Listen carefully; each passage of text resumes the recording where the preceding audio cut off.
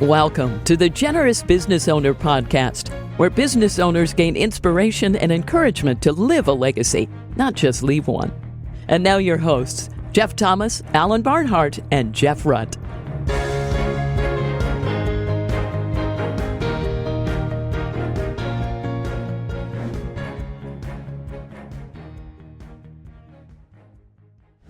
Welcome, everybody, to this week's Generous Business Owner Podcast. My name is Jeff Thomas, and I've got my co-host with me today, Jeff Rutt. Say hello to the people, Jeff. Hello to the people. And we have a very special guest with us today, Barry Rowan, who has he's had an amazing career. And as he likes to say, he's pursuing his encore calling after helping build 8 companies from the venture stage to billions of dollars of an exit. Is C-suite for 8 different companies. He's a Harvard Business School guy. He's got a bunch of interesting stories, but he started off very humbly. And Barry, thanks for being with us today. Oh, it's my pleasure. Thanks so much for having me today. Jeff, kick us off with the beginnings. I'm going to ask Barry to tell us about the early years in the Rowan household. But before we start there, what's the name of your new book? The book is called The Spiritual Art of Business, Connecting the Daily with the Divine. Awesome. I don't so much view it as a book as an invitation into a conversation with God. So it's really 40 days of guided meditations to help people develop a life-giving perspective of our work as seen through the eyes of God that can really animate our work lives and bring meaning to our work. Awesome. Well, Barry, we're going to be coming back to that, but take us back a few years, early childhood, take us up through some of those fun stories we were just talking about in the junior high and high school years, and then also spiritual formation. But what are some fun things that you learned to do from an entrepreneurial standpoint early on? Sure. Well, I grew up on a ranch in Idaho, small ranch. Both my parents were veterinarians. My dad was from New York City. My mom graduated from high school in Santiago, Chile, and they ended up on this small farm in Idaho and they said, well, if we're going to raise our kids in a place like this, we want them to have the full rural experience and learn things like hard work. So my first job actually was feeding the chickens when I was 5 years old for 2 cents a day. Wow. And, I learned something about money. I realized that jerky cost 10 cents. So I could buy a piece of jerky once a week, and every third week I could buy 2 pieces of jerky. So yes, that was my first foray into, I guess, entrepreneurism. I then decided I didn't like feeding the chickens, so I told my mom I didn't like eggs anymore. She said, well, you can milk the cow. So I did that for a few years, and then I told her I really don't like milk. So I said, well, you can go feed the cattle at the feedlot. And I said, well, I really can't give up beef. So I did that all the way through high school. But one other entrepreneurial venture was in high school.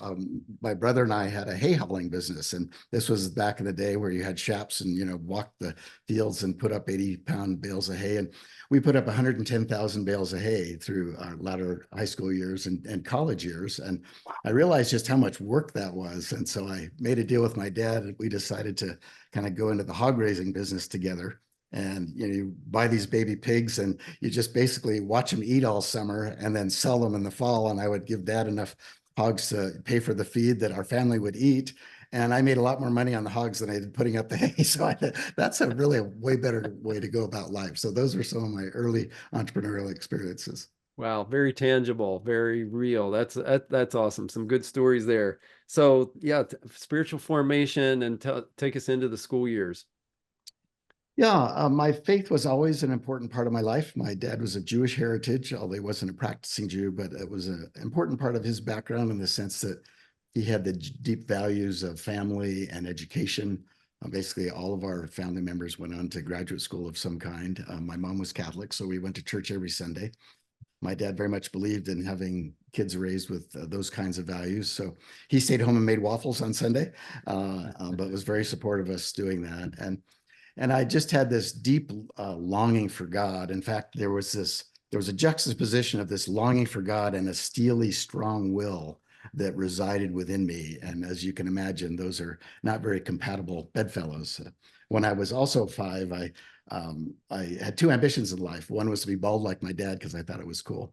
But I also wanted to be a priest because they were the people who seemed to know something about God. And my older brother will tell me to this day, and I'm 67, just to take the mystery out of it, that those desires for God were really very real. But to illustrate just the strength of my will, when I was 5, my mom said to me, and my mom was an amazingly wise woman. She spoke 6 languages. She was the Idaho State Mother of the Year, for example. And so I was 5, and she said, Barry, by the way, if you ever decide to start smoking, please let me know. Just don't go burn the barn down. And so when I was 6, I went to my mom and said, Mom, I would like to start smoking. So I invited my second grade buddy over to watch cartoons and smoke cigarettes on Saturday morning.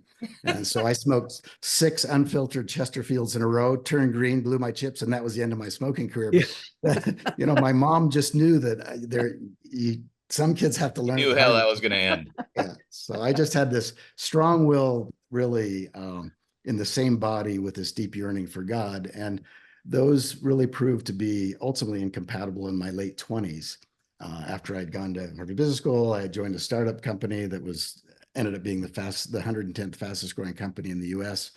Was the CFO and then the president there. And I got invited to go up to this camp. And at the camp, the divide was just exposed on that rock outcropping, looking over this beautiful Arkansas River Valley. And I said, I'm sick and tired of living a divided life. And how will I how will I measure the success of my life? And out of that came a commitment to really get to the bottom of those questions, and ultimately led, after reading 16 books in 8 months, and stopped going to church because I thought it was hypocritical to worship a God I no longer knew existed, that I ultimately concluded, as the lawyers would say, based on the preponderance of the evidence, I think it's more likely than not that God exists, and I'm going to put all my weight down on that decision. And then it was, well, what are you going to do about Jesus? And if he is who he says he is, we need to listen to what he says. And his words, any of you does not give up everything he has can't be my disciple, just haunted me. And so on a run around the lake, I basically literally said, I give up. And so I came kicking and screaming into the kingdom of heaven as my wife kind of glided in gracefully from the side door. But it was one of the great gifts of our married life. And we've been married 43 years to have arrived at that same conclusion, and then to have lived our lives based on really the following of Jesus for these 40 years. Wow. What a powerful story and the spiritual formation. So before we move on to your career, how did you meet Linda? We met on a blind date. Okay. I went on 2 blind dates in my life. The first one's pretty much a disaster. And this one, some mutual friends introduced us. She was on the diving team in college and was working at the municipal pool where I went to college, and was working at a trailer factory to earn enough money to go to Europe with a buddy. And his now wife was also working at the swimming pool. So they set us up, and there we go. Yeah. But she had a big career of her own. Can you tell us a little about that? That's a very unique part of the story. She does, and we actually often speak together.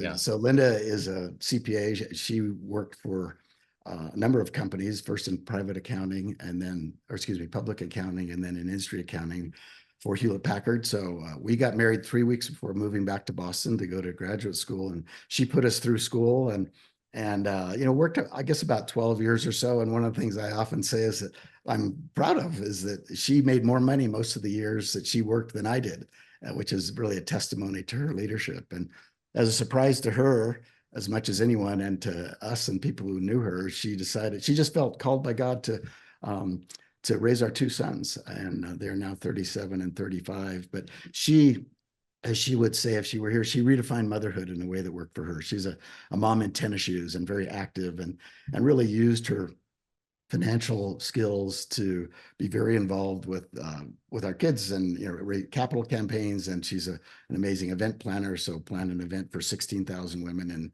in Seattle, and Graham Lotz went, for example. So that's the kind of a life we have. We view our marriage as a partnership, and it's been a great gift to have it be that way. What was that like when you talking about that, when you kind of had that, you kind of went in kicking and screaming, and she was maybe sliding in a little easier. What was she thinking when you were kind of having that revelation of trying to live an integrated life? Well, it was very difficult for her to see me go through that. Yeah. We got married when we were 24. I was 28, 29. And it was just this deep, deep angst. And particularly when I stopped going to church, and she would continue to go alone. And she prayed for me. But she could also see just the depth of the questions. And we talked a lot about them. We met with these two couples every other week who had invited us to go to this camp. She couldn't go. Serendipitously, I think God needed to have a little time alone with me. But they walked with us and could see the journey and the unfolding journey. I mean, I wrote this paper I called it My Confusion Over Christianity, which was 12 pages. And I said to these guys, hey, can we just go have a beer and talk about this? And they gave me no answers. In fact, they're still dear friends today. And we celebrated our wedding anniversary with one of them. Been friends for over 40 years. And I said, Peter, you really weren't very helpful. And he said, yeah, we pretty much concluded that God was after you. And the very best thing we could do was not be a pest. But anyway, she saw the kind of the power of God and how it really meant surrendering our lives to Jesus. And so she did that. And then she found herself really getting involved in Bible study fellowship, for example, because she said, if I'm going to do this, I want to understand the blueprint. So she was a BSF leader for 20 or 25 years at community Bible study. So that was kind of her track but it really, as I mentioned, just absolutely changed our priorities. And it is really probably the greatest gift of our marriage is that we came to that shared surrender faith at about the same time when we were about 30. Well, now that was 40 years ago. So we've got a lot of ground to cover and books to write and all of these kind of things. And I know you've been involved with Harvard alum and all of those kind of HBS alums. So maybe take us through the career a little bit. Okay. So sounds like should I be a priest? No, I'm going to go into business, having some success, but don't let me put words in your mouth, but a little bit of is the ladder on the wrong wall? I mean, maybe describe a little bit of that angst and then how the career maybe changed after that, or how you thought about the career. What in retrospect turned out to be a 17-year struggle over meaning and work. The roots of that were really in my college years when I wrestled with what to major in and what to do for a career. I have a degree in chemistry and biology. I thought I wanted to be a doctor, and I got enough credits to do that. I love medicine. I love the sciences. I love the idea of helping people. But two things were really important to me there. One was I concluded a doctor's contribution was limited to the 8 or 10 hours a day that they worked. And nothing wrong with being a doctor, of course. I have great admiration for them. But secondly, more importantly, was I realized that if I'm working toward the right set of goals, my contribution to society is multiplied by the number of people we have working together to achieve those goals. And that literally was the reason I went into business. I knew nothing about business. And in fact, I was so naive, I didn't know there was such a thing as an MBA. But I wanted to get higher education. And so I did that. But I had a deferred admission to go back to Harvard and to business school. And I wanted to do something in that intervening period of time that would enhance my compassion for people. So I went to visit my brother who was in Colorado at the time. I was living in Idaho, and I thought about doing something that would, again, enhance that compassion. So I thought about doing ministry to high school kids. There was a ministry that was visiting people in jail. I thought about working in a soup kitchen. I actually even thought about living on the street. Our parents didn't have a ton of money. I think my dad made $50,000 the whole time he was a veterinarian, but which he quit practicing when he was 96, by the way. So it's a model of work for me. But I came back from that trip just confused about what to do. But out of that came a very fundamental conclusion, which was the challenge for me was not to do something that would enhance my compassion and the isolated experience of a year, but it was to do that Monday morning at 10 o'clock, to live an integrated life, to live one life. I couldn't articulate it the way I do now as one life under God, but that's really what it is, that it begins with surrender. So that was the beginning of that journey. And then after surrendering my life to Christ at age 29, it would be another 8 years and writing 350 pages to myself, mostly in the middle of the night, as God had to just take me through what I would describe as a succession of paradigm shifts. I was just thinking of work and life all wrong. For example, I was thinking about life from the outside in instead of the inside out. I thought if I just get the right job, somehow I'll be filled up. And the corollary to that was I was trying to derive meaning from my work instead of bringing meaning to the work. And it's God's perspective of the work that brings meaning to it. And Colossians, for example, became a really central first for me, the mystery that's been hidden throughout the ages is Christ in you, the hope of glory. And so as I began to see it that way, everything is an expression of Christ in us. So loving Linda, loving our two sons, being a steward of whatever resources we've been gifted with, being a business leader, being a corporate citizen, being on civic boards. In my view, none is more holy than the other. It's just a matter of, Lord, what are you asking me to do right here, right now? And so I began to see it that way. It just brought my work life alive, and it animated, energized my career for the last 25 years of my career. And that's why I wrote the book, because I've spoken dozens, if not hundreds of times on this topic around the world. And people said, would you just write that down? We want to think more about these ideas. And because it really just completely energized what I did for those many years. How would you discuss beautiful, Barry? How would you describe the feelings you had? You did a little bit, but I think the before and after pictures are very powerful. How would you sort of think about your days of angst versus when you got clear? You know? Yeah, I think it went from pain to peace in a nutshell. I mean, and I think, no kind of pain that is deeper than spiritual pain. Yes. And I think Jesus is evidence of that in his agony in the garden, just this massive spiritual pain. And it's certainly the pain on the cross was unimaginable, but enduring spiritual pain is very challenging. And so it was very, the pain of confusion. And really it was the pain born partly in the fear of living a meaningless life. And I'm really driven to live a life of significance and a life that matters. And we really only have this one life to live. As the saying goes, it's not a dress rehearsal, right? So I just am deeply committed to doing that. And so when I could not put those pieces together, and really the test for me is, how can I connect what I'm doing in this moment to my purpose in life? When I couldn't do that, it just created this very deep pain that was born out of this divide of living my life for myself in this strong world, a smoking 6-year-old versus somebody who wanted to commit his life to really the living God. And so as it came under the umbrella of surrender, then I could now see how those pieces fit together. So for example, the working job definition that emerged for me was to contribute to a better society as seen through the eyes of God. And then if I'm called to business, and by the way, it took me about 10 years of my career to really settle on the fact that that was going to be my career, then what is the role of business in contributing to a better society? And we could have a fun discussion about that, but I think about it in kind of 4 major ways. One is responsible value creation. I don't know if our listeners have ever thought about the fact that business is the only institution that creates economic value. Every other institution distributes it.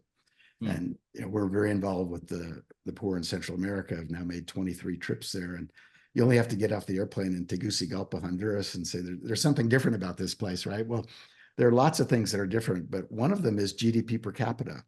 And not that money is the solution to the world's problems, but economic value is a hallmark of a well-functioning society because people are released to contribute up to their potential. And so it's economic value creation. It's creating an environment that enables people to grow into the full expression of themselves as human beings made in the image of God. It's serving customers. When we're serving customers, we're literally serving God. And it's being a good corporate citizen.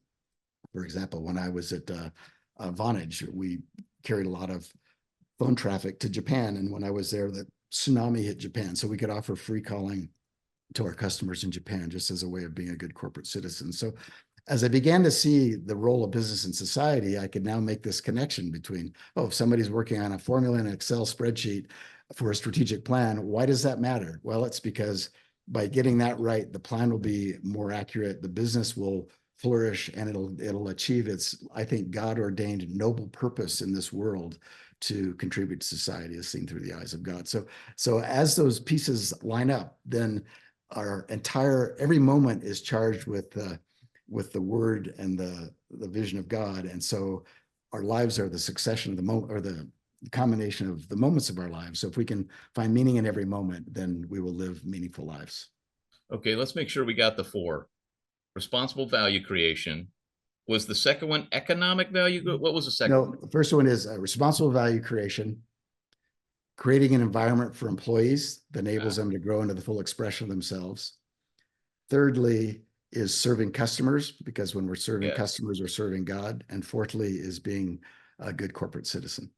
Yeah, I really like that. Creating an environment, because we talk a lot about even, you know, even though this is called the Generous Business Owner Podcast, the ways of being generous are so varied, and the, you know, the different roles people have during their careers, and how do you serve customers, how do you serve your fellow worker, how do you serve a shareholder, for example. You know, I mean, you have different constituents.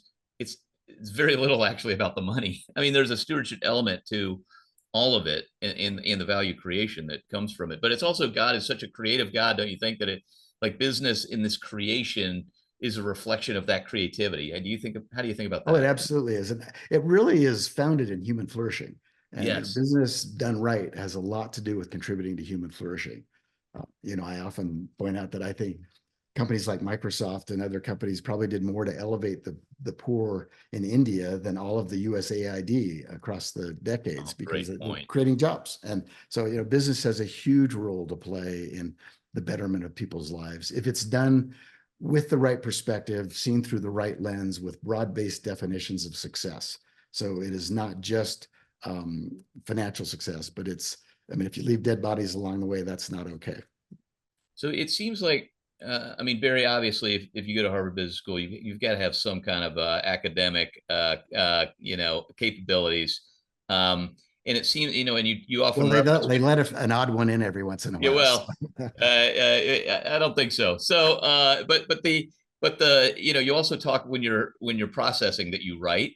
You know, I think that's interesting, and I know we'll get into the book, but it feels like, I don't know if you have a specific definition to your calling, but it seems like you've got a bit of a professorial way of thinking about guiding other business people to think about this integrated life. Is it fair to say that that's part of your calling? How would you sort of define how you try to help others generally?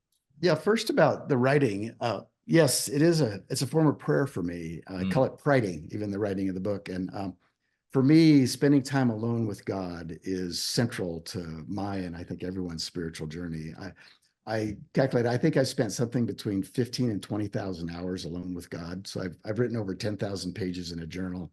I started praying really as a discipline initially, and then it grew into what I would describe as a craving, and now it's a responsibility. So it started 10 minutes a day. As we spend more time with our dear Lord, we begin to fall in love with him more and crave him more. And now it's a responsibility. If I don't get enough time alone with him, I'm out of whack. And so I started praying an hour a day when I was 40. When I turned 50, I took a purposeful pause after we sold this business for $10 billion. And then I did during that time, first 8-day silent retreat. And I did that most years while I was a full-time executive. And then, as we were chatting about before, Jeff, I did the one thing on my bucket list after finishing a corporate career. I don't use the word retirement, but in March of last year, which was to do a month-long silent retreat.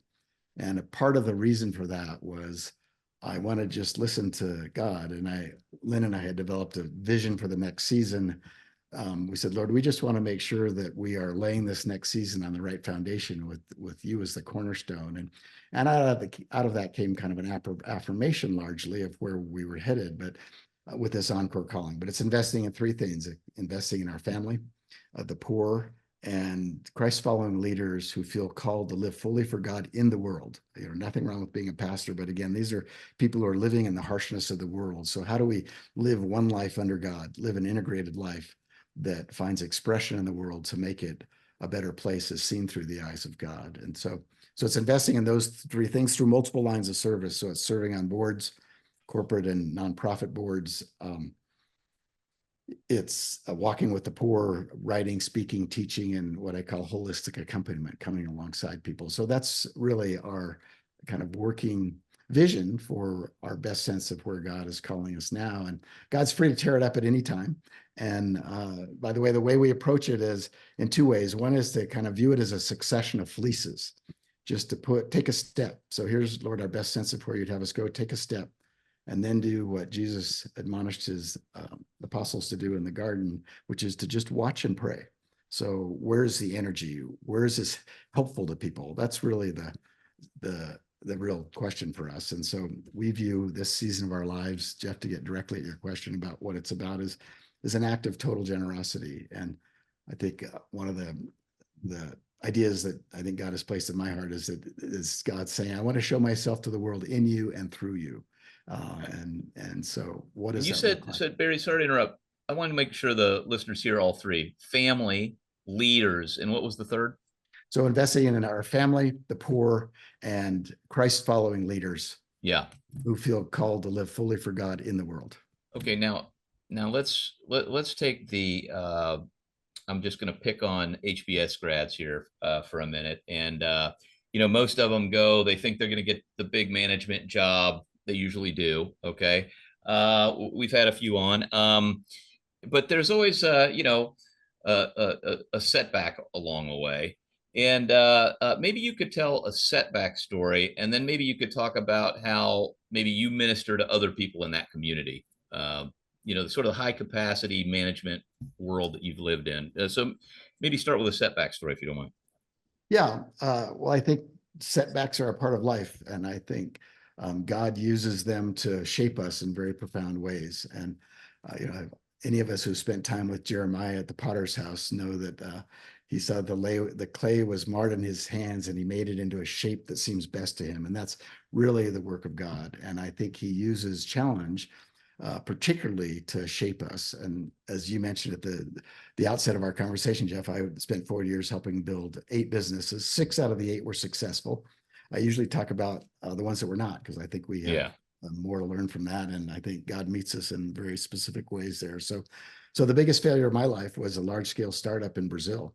This company had won the license to compete with the incumbent phone company by committing to build out service to 80 cities in 2 years. So we hired 4,000 people in 2 years. We raised $2.5 billion. Wow. The company took off like a rocket. It was the fastest growing local exchange carrier in the world, put on 500,000 customers in the first 10 months. The stock price tripled. We filed to go public. And then, as Paul Harvey would say, the rest of the story was the capital markets crashed. We saw some cracks show up in the operations. I got recruited by our shareholders to move to Brazil as the CEO. And I got there, it was much worse than I thought. We ended up having to lay off 1,500 out of the 4,000 people to save 2,500 jobs. One of our partners decided to pull back from their international operations and chose not to fund the next tranche of capital, which was $100 million. And we ended up refinancing the debt and raising some additional money, but selling it for dimes on the dollar. And we invested a lot personally. I mean, one is I believed in the business, but two is I felt like if we're going to raise this much money, that we should be welded at the hip with our investors. So we lost about a third of our net worth. Wow. But the business failure paled in comparison to the spiritual anguish that was just wrought in my soul. I had never really failed at anything, certainly not at that scale. And what I realized over the course of a year was that when my achievement went away, a big part of my God went with it. And I had made achievement my God. And I had to just crucify the God of achievement, or God had to do it for me. And out of that came this liberation that I never knew was possible. That again, Jesus' words, any of you does not give up everything he has, just really penetrated me during that time. And I said, Lord, what is the next part of everything that you're asking me to give up? And it was any claim on my own future. And I just sensed God saying, Barry, are you willing to live fully in this present moment and let me, God, unfold the pattern of your life as I see fit? And I said, no, for a long time. It was scary to enter into that next level of surrender and commitment to him. But once I finally did, and of course it's ludicrous not to. I mean, here's the creator of the universe who knows us more deeply than we know ourselves. But as I did that, it just brought me into this sense of freedom that I didn't know was possible. And it has really grown since then. And just this undergirding sense of joy by not being shackled and being flagellated by this very demanding God of achievement that so many of us serve unknowingly. I love this. I certainly relate to that. I know a lot of the people running on the treadmill listen to this or thinking the same thing, but no claim on your future. I really like that. It's almost a picture, a claim, kind of like a claim on a mining territory or something, I mean, you have no claim on that. And it seems so scary because we think, I thought my ideas for my life are better.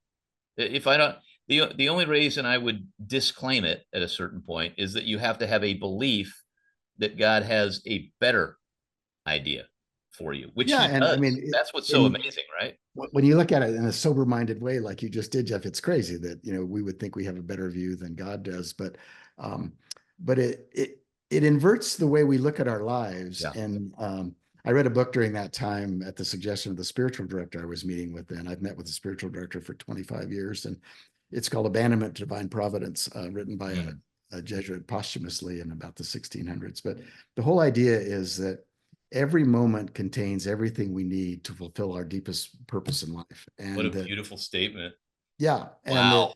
this idea is that the path to holiness is fulfillment of the duties of the present moment. And when you begin to see it that way, we begin to see God in every moment, that he has a point of view in every moment, if we see it that way. And it really came home to me when I was part of a turnaround of one business, and this was a total turnaround. It was a financial, operational, strategic, and reputational turnaround. Yeah. The company was losing $50 million a year. The CEO was banned from running a New York Stock Exchange company. It was a public company. They'd gone public at 17, and the stock skidded to 42 cents a share. Oof. We had $200 to $300 million of debt. Get this, at 16 to 20% interest rates. It was credit card debt, right? And Oh. remember, we finally got this debt renegotiated with these really, really difficult people. And I'll give you the short version, but we used a major Wall Street bank to raise the money. And so we're raising $200 million to basically take out the existing debt holders. Well, Monday we had offers for 90 million.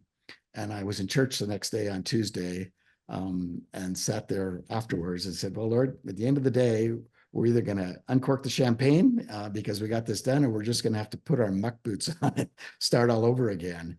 And I said, I really would rather uncork the champagne. And I just sensed God saying, Barry, are you willing to embrace my will that is embedded in your circumstances? In other words, I really felt like this job was a call from God for me to go there to try to help this company. It came out of this purposeful pause, which ended up being 3.5 years. And I felt so strongly about the ideas we're talking about here of business that contribute to society that Linda and I said, I think I should go back to work. So I took the hardest job I could find because I wanted to see if these principles would hold up to the heat of the kitchen. It was hot in the kitchen. And so I just sensed God saying, are you willing to embrace my will that's embedded in these circumstances? And it took me half an hour to get there, but I finally said, yes, Lord, I will. And that experience is just a microcosm of how he has a point of view. So if you didn't get it raised, Barry, you've committed to help save this company. What are you going to do next? What's the next right thing to do? And it just radically changes the way we go about our lives, because there's nothing wrong with plan your work and work your plan. And, I have a 10-page write-up of our vision for the next season, but it's like, it's living the surrendered life and giving Lord permission to lead in the ways that he sees fit. I was always fearful, Barry. I had a very similar experience in a similar time frame to you. Kind of at 30 was sort of my turning point, and I remember having this great fear that if I surrendered everything, God was going to send me to Africa. Well, turns out I'm terrible in those kind of situations. He would never send me to a place where I would not be effective.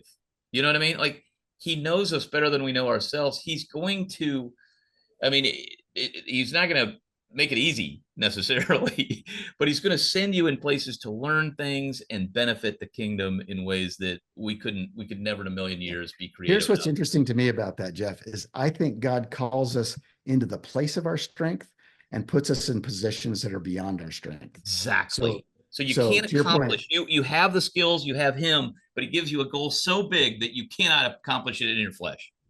Yeah. And I think that's right. And so another business I was a part of we told the Wall Street Journal, it was a double turnaround followed by a comprehensive transformation, which was true. And we got it completely turned around, announced earnings on Friday the 13th. I'll never forget, March of 2020. Well, we know what happened on March 15th, and this was an aviation related business, and COVID hit. And so I was meditating on the life of Mary and Moses and that time in Lent, and I describe it as an unrelenting Lent. I was like, Lord, I don't know if I have the energy to just do this all over again. We just got this business turned around. And I just sensed God saying, Barry, are you willing to go from reluctant obedience to joyful generosity? In other words, I'd seen this movie before. There's a little bit more of a horror movie than I might have seen previously. But are you willing to give completely of yourself to try to save this business, save these jobs, have this business fulfill what I think is its God ordained possibility that we were talking about of responsible value creation and serving customers and creating an environment for employees and so on. And I said, yes, Lord. And I had not worked that hard since I was in my 20s. And I said, okay, we got to just buckle down and make this happen. So we just worship a highly relevant God who has a point of view about what he would want us to do right here, right now.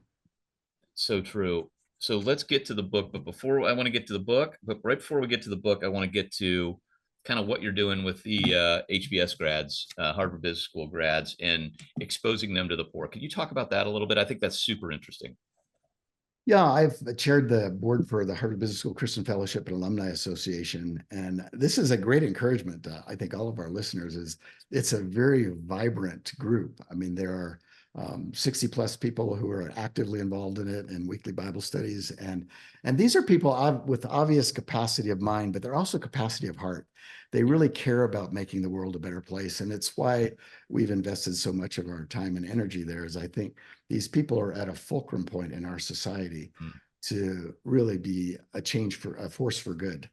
So as a part of that, when we started walking with the poor more intentionally, when our kids were, our older son was a sophomore in college and our younger son was in high school. And as a family, we decided to do this. And I was speaking at the business school and they said, well, our service project is ending and we'd like something else to do. I said, why don't you come to Central America with us? And so we took a trip with Harvard Business School graduates that ended up being 6 trips, 6 years in a row that broadened from just the business school to across multiple graduate schools.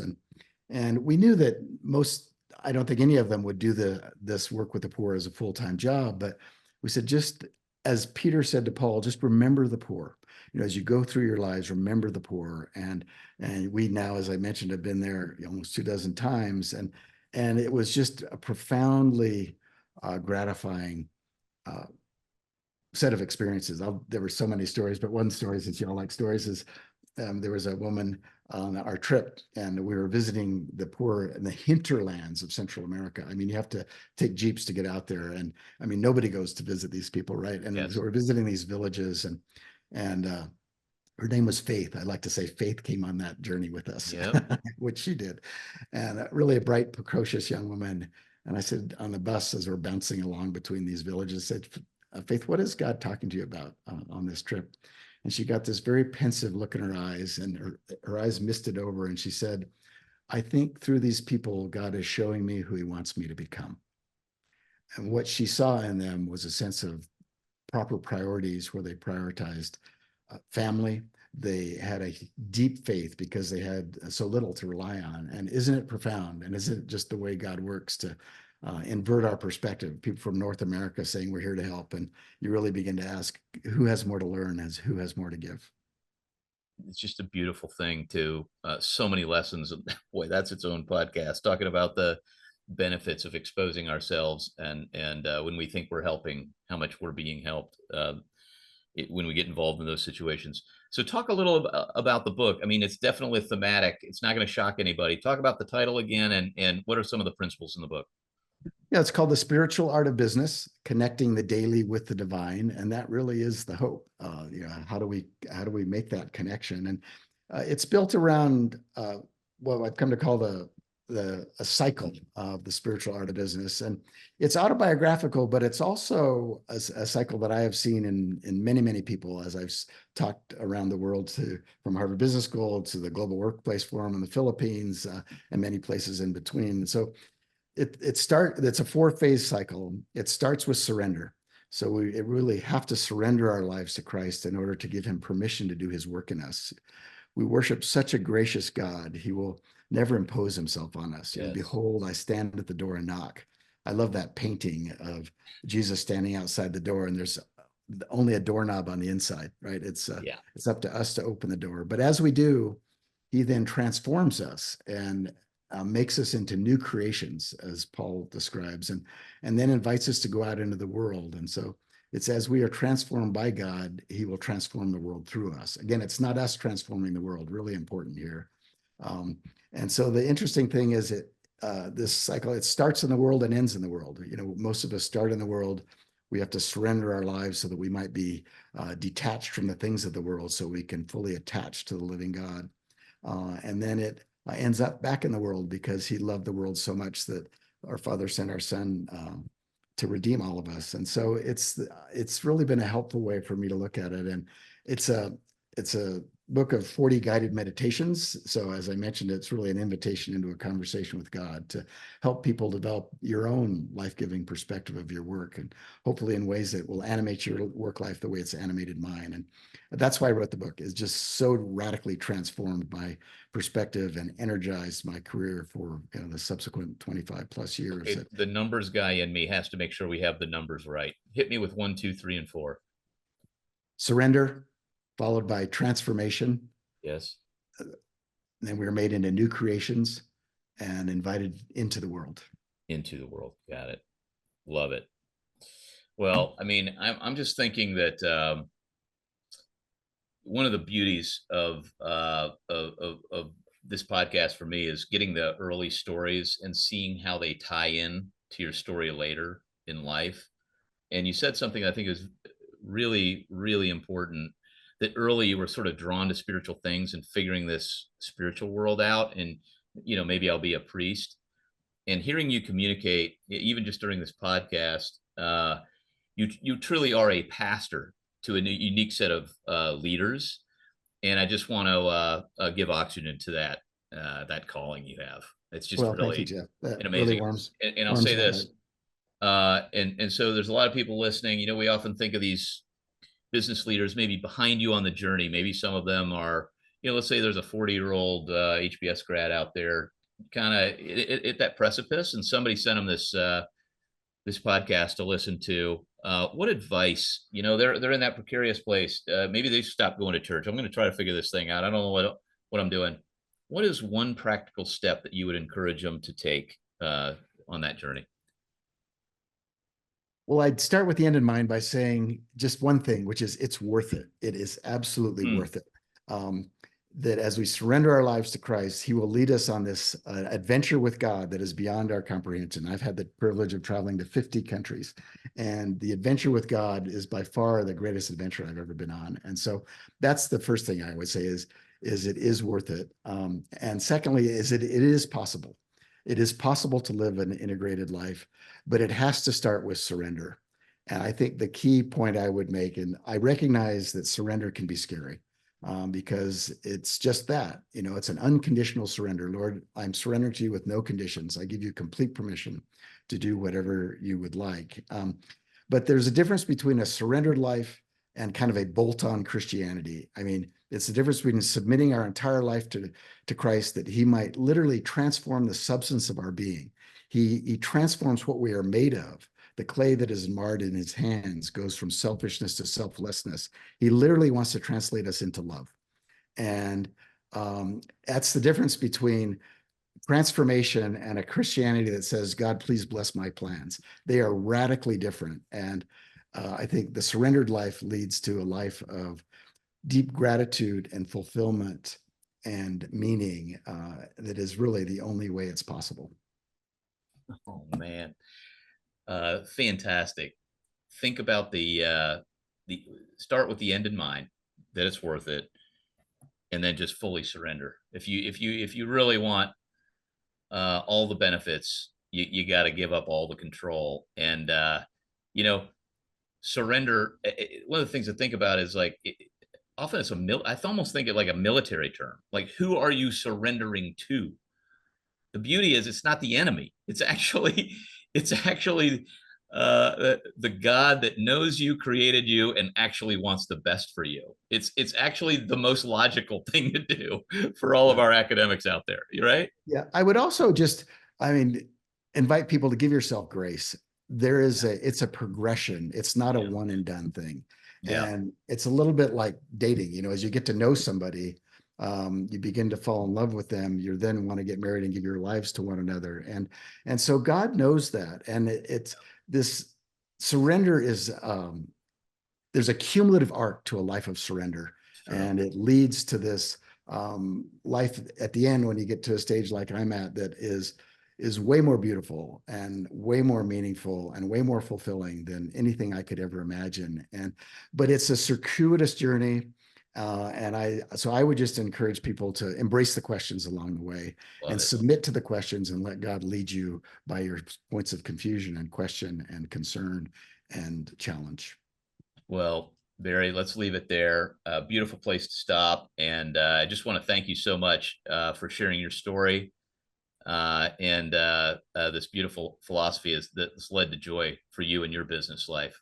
Thanks so much, Barry, for sharing. Thanks so much, Jeff. And if you want to learn more, we do have a website, www.barrylrowan.com, my middle initial, and you can find out more about what we're Perfect. Up to. And we'll put that in the show notes as well. So, and Barry, thanks again. And thanks to my co-host, Jeff Rutt. And thank you, everyone, for listening to this week's Generous Business Owner Podcast. Share it with a friend, subscribe, and we'll see you next week. Thanks, everybody. Thanks for listening to the Generous Business Owner Podcast with Jeff Thomas, Alan Barnhart, and Jeff Rutt. Make sure to follow the podcast so you don't miss an episode. You can find the guest contact information in the show notes. Stay tuned for the next episode.